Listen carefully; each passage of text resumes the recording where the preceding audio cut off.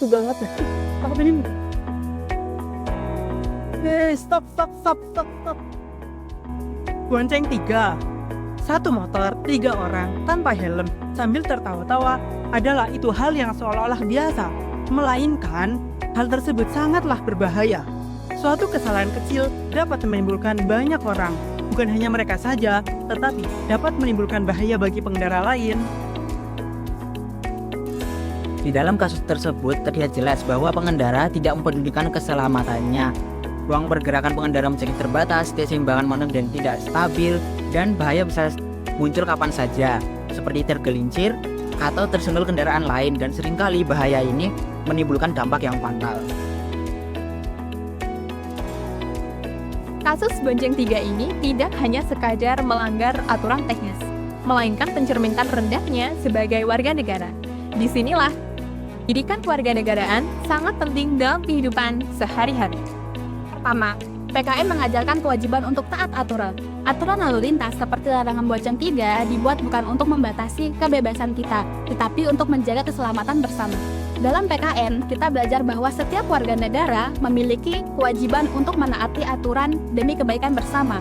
Dan ketika seseorang melanggar aturan tersebut, berarti ia mengabaikan kewajiban dan membahayakan orang lain. Yang kedua, PKN menanamkan sikap disiplin.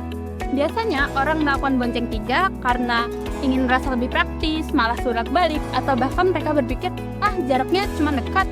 Padahal, disiplin dalam tertib lalu lintas itu tidak memandang dekat jauhnya suatu jarak dalam perjalanan.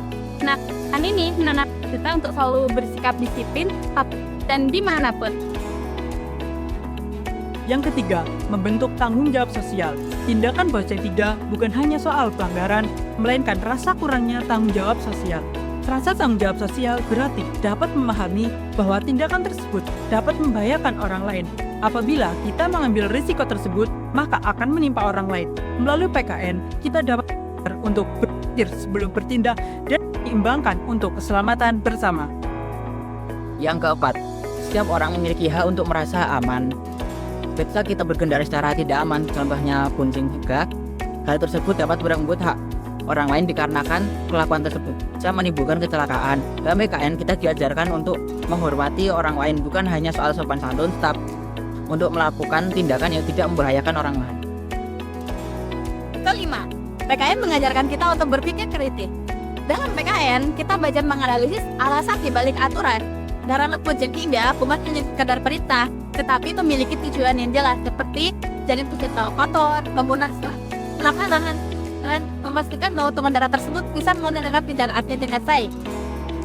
Pemikiran kritis seperti ini membuat kita menaati aturan bukan karena kita, melainkan karena kita tahu makna balik aturan tersebut. Dan yang terakhir, PKN membangun budaya tertib dan peduli. Ketertiban di jalan lahir dari kesadaran setiap warga negara. Ketika semua orang sadar betapa pentingnya suatu aturan, maka keselamatan akan meningkat dan kecelakaan akan berkurang. PKN mengajarkan betapa pentingnya budaya tertib sejak dini dan mengajarkan betapa pentingnya aturan dalam hidup bermasyarakat. Kasus bonceng 3 yang sering kita saksikan di jalanan merupakan cerminan bahwa sebagian orang itu masih lalai dan tidak peduli dengan pendidikan kewarganegaraan. Dengan kita memahami dan juga menerapkan pendidikan kewarganegaraan dalam kehidupan sehari-hari, kasus tersebut dapat diminimalisirkan. PKN tidak hanya diajarkan di kelas, melainkan tindakan harus diwujudkan. Seperti ketika kita berada di jalan, melalui memahami dan menerapkan nilai PKN, kita tidak hanya menjadi seorang warga Indonesia yang cerdas, melainkan kita dapat berkontribusi pada kenyamanan dan keselamatan